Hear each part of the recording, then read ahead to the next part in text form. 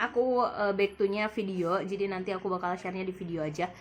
Yang tadi tuh pertanyaan ketiga apa ya? Yang terakhir lah. Lupa saya juga. Ini aja tips ketika kita meminta izin sama orang tua dari pihak cowok mau nikah, kayak gimana? Tips ke orang tua Ke orang tua kita. Ya kalau menurut saya nih, pertama ya jujur aja. Jujur Bahwa kita itu nikah nih, misalkan pengen menyempurnakan ibadah. Nah kadang-kadang kan orang tua kita nanya juga tuh, punya apa nikah tuh, gitu kan, tujuannya buat apa gitu kan. Apalagi kalau misalkan kebanyakan yang punya adik nih pasti nanya nih, emang masih sanggup gitu ngebiayain adik kalau udah nikah. Pasti kebanyakan orang tua nanya itu kan. Ya kita jujur aja belak-belakan ke orang tua bahwa kita nikah pengen menyempurnakan ibadah. Terus habis itu ya kalau misalkan kita ada rezeki lebih pasti kita modalin gitu. Itu ya, itu kayak maksudnya dari awal-awal dulu ngomong sama orang tua, Mas saya punya calon begini-begini, dan harus ditransparasi juga ya, harus diomongin calonnya seperti apa gitu. Nah terus yang selanjutnya adalah pertanyaan ketika misalkan kita membedakan cowok modus sama cowok yang serius tuh kayak gimana sih? Itu benar pertanyaan ketiga itu. Tadi itu. Itu ketiga apa kedua? Ketiga itu. Ketiga. Perbedaan cowok modus sama cowok serius. Kebanyakan cowok yang modus banyak bohongnya. Misalkan dia itu pergi sama siapa bilangnya apa gitu kan. Kalau misalkan cowok serius itu belak-belakan biasanya. Jadi misalkan dia mau jalan sama teman ceweknya, ya dia ngomong lah. Misalkan saya pengen jalan nih sama si A, untuk tujuannya apa sebutin aja.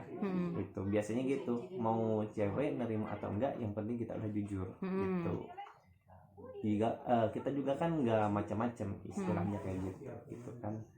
Cuman kebanyakan cowok itu kesel ketika kita ditanya nih, kemana nih kesana, mau ngapain, mau ini nih, kita udah nyebutin nih, udah jawab. Abis itu ya udah sama siapa, ngapain aja gitu kan. Terus udah kesana sedang berbuat apa, ya. Jadi kayak ada perentelan pertanyaan dan itu bikin cowok sebenarnya risih. Terus cowok nanti risih gitu. Setelah di sana jangan lupa ya video call, jangan lupa kirim fotonya kayak gitu kan. Sedangkan kita kan udah ngapa-ngapain gitu kan. Kesana hanya sekedar kita misalkan makan atau mengerjakan tugas. Kebanyakan cowok itu kan udah. Tapi yang bikin cowok risih itu kebanyakan nanya. Terus selanjutnya, kalau ciri-ciri cowok serius gimana tuh dalam hubungan? Cowok serius apa ya? Dalam hubungan. Kan banyak tuh yang bilang kan aku mau seriusin sama kamu, tapi tahu-taunya selingkuhin, tahu-taunya putus. Cuman banyak juga sih cowok yang katanya serius, cuman dia sering marah. Kayak gimana tuh? Misalkan nih banyak ngatur lah ibaratnya. Kita misalkan nih saya nih jauh, tapi bukan karakter saya. Misalkan nih saya punya cewek itu mau gak mau harus nurut kepada saya. Kamu jangan ibaratnya jangan teleponan sama cowok lain ya. Biasa kebanyakan gitu. Terus kamu kalau misalkan keluar harus ngomong ke saya ya. Kalau kata saya gak boleh ya jangan. Gitu kan. Kebanyakan cowok dia emang serius, cuman dia banyak ngatur. Ada gitu kan. Ada sisi negatifnya banyak ngatur ya. Padahal kan sejatinya kalau misalkan masih pacaran sih ya wajar-wajar aja sih ya. Kayak gitu. Ada juga yang cowok itu ya udahlah saling percaya aja ya. Nah kebanyakan ada juga yang gitu.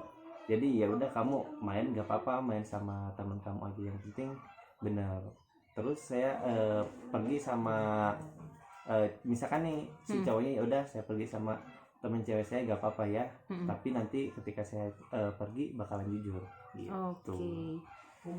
Dan kadang ketika hubungan itu banyak yang ditutup-tutupin kan, banyak ditutup-tutupin, dan ini berarti salah satu cowok yang belum serius ya. Kalau maksudnya kalau masih banyak yang nutup-nutupin, gak jujur gitu, gak ngomong gitu, itu berarti salah satu indikasi juga masih cowoknya yang modus gitu. Kalau cowok serius biasanya akan langsung ngomong gitu, saya tuh begini, kekurangan saya ini, kamu mau nggak sih nerima kekurangan saya, kayak gitu sih sebenarnya. Nah terakhir, tips buat para cowok yang pengen nikah gitu kan, apa ya, bisa dibilang persiapan dari dianya sendiri kayak gimana sih gitu.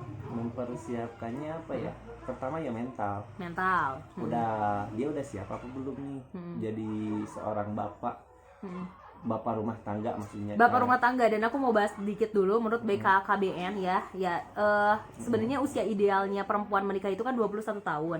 Nah laki-laki itu 25 tahun, dan artinya itu memang istilahnya secara apa ya, fisiknya udah siap gitu. Dan kenapa sih bilangnya 25 sama 21 ya, karena organ reproduksinya udah terbentuk dengan sempurna. Nah gitu, jadi itu erat juga kaitannya dengan mental. Yang kedua apa? Ya itu ya. Mempersiapkan dirinya di pihak cowok. Yang kedua selain mental udah apa ya, kedua ya saling terbuka.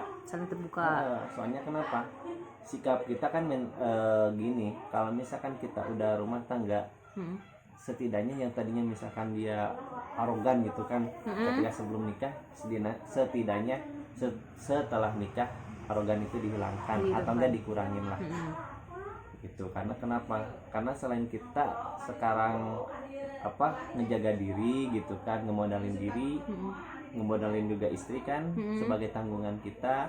Terus selain orang tua kita, mertua juga kan jadi tanggungan kita. Betul. Juga. Jadi laki itu nggak mudah ya. Maksudnya jadi laki itu nggak mudah ketika kamu untuk siap untuk menikah itu, karena ada banyak juga tanggungan yang istilahnya berpindah ke kamu ya. Selain dari orang tua si laki-laki, berarti nambah juga orang tua perempuan. Masih itu menjadi kewajiban gitu.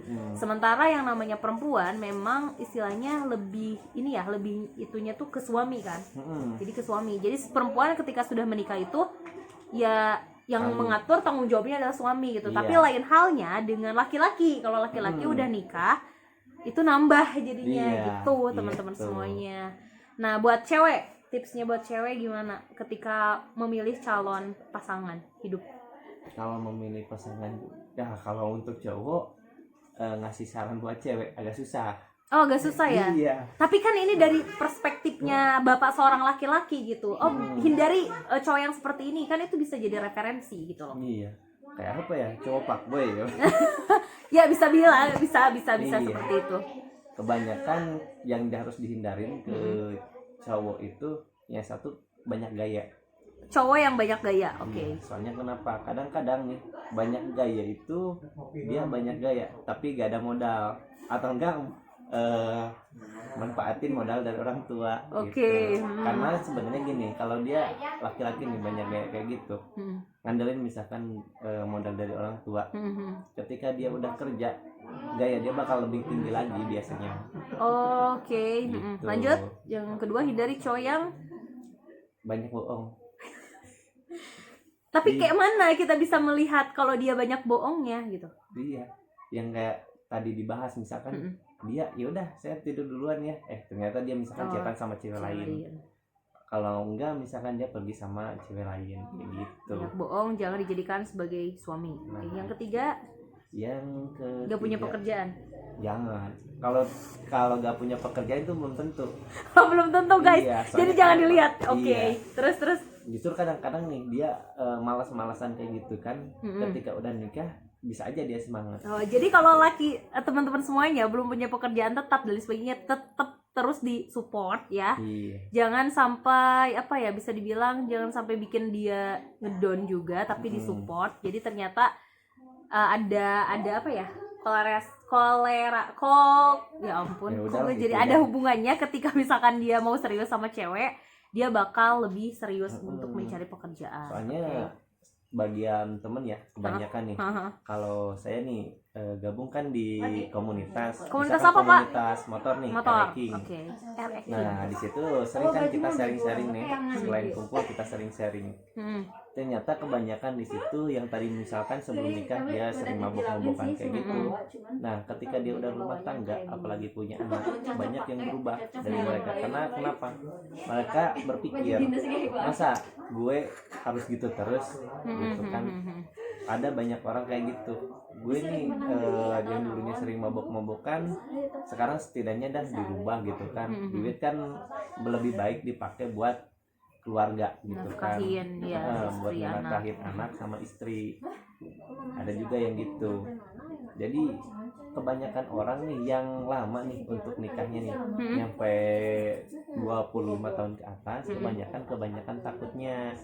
Banyakan ya takutnya kan? guys Iya. tuh. Pertama takut gak diseriusin, terus kedua takut dia itu gak ada modal nih buat nikah. Ketiga itu mungkin dari pekerjaan nih kan, kebanyakan kerja aja belum, gitu kan, gimana mau ngemodalin nikah, ngemodalin nanti setelah rumah tangga. Kebanyakan orang pasti ketakutan ke situ. Ibarat kalau kata saya ya, justru kalau misalkan kita cewek nih kebanyakan gak mau sama dia karena belum kerja.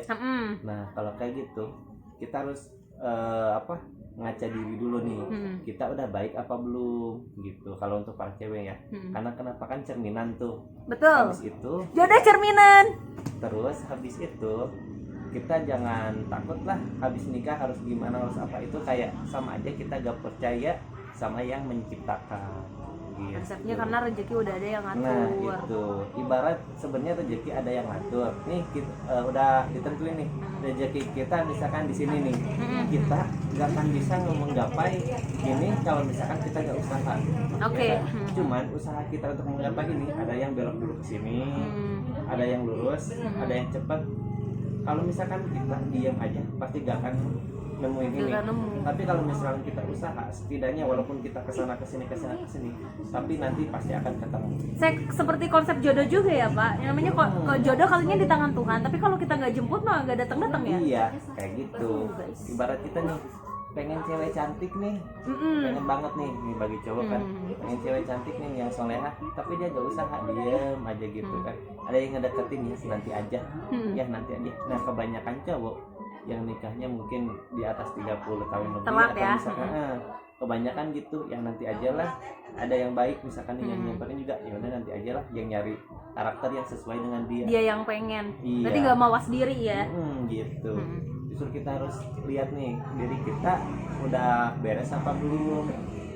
Kalau misalkan kita bener-bener pengen nikah, ya gimana ya, cobalah gitu introspeksi diri dulu. Terus kalau misalkan kita nggak deketin cewek itu udah cocok apa belum nih sama kita, gitu kan. Nah untuk itu mikir juga, kita udah baik belum nih buat cewek itu, gitu.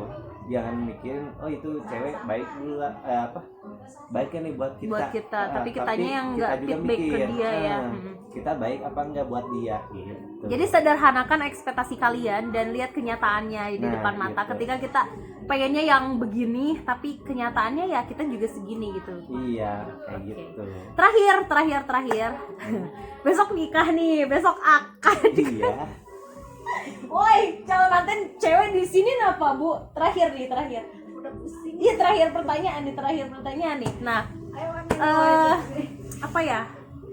Kasih wejangan lah buat teman-teman di luar sana yang masih galau, yang masih kayak mungkin masih terjebak dengan masa lalu, nostalgia masa lalu, atau gebetan yang nggak ditembak-tembak, atau mungkin hubungan yang nggak pasti. Apa sih semangatnya buat teman-teman semua? Jangan patah semangat lah, jangan putus asa, karena kan hari kemarin itu adalah masa lalu. Jadi jangan ngandelin hari kemarin, karena kenapa? Gak mungkin hari kemarin bakal jadi hari esok. Walaupun kita karakternya sama, misalkan kok ini kayak hari kemarin, pasti perjalanannya beda. Gitu kan. Ibarat kita nih balikan sama mantan nih, pasti ada perbedaan antara sebelum sama sesudah. Kadang dia lebih baik, kadang dia lebih buruk, kadang juga sama aja. Nah kadang sama aja, tapi jarang sih yang sama aja. Oke. Bun, sini dong sebentar aku mau ngucapin. Sebentar, enggak nanya. Jebak deh. Enggak lah, aku enggak jebakan Batman. Kita di sini. Nah, ini dia calon-calon mantennya. Aku cuma mau bilang ya, buat besok lancar acaranya, akadnya berjalan dengan lancar. 1 kali tarikan napas aja ya Pak, jangan diulang-ulang. Kasihan di temen aku. Nanti yang ulang-ulang malamnya. Nah pokoknya happy wedding buat sahabat aku tercinta. Si kampret ya, emang dari dulu sampai sekarang tetap aja sama, ya Allah. Harus aku minta pesen sama Bapak Taufik ya, Bapak Taufik Rahmat ya.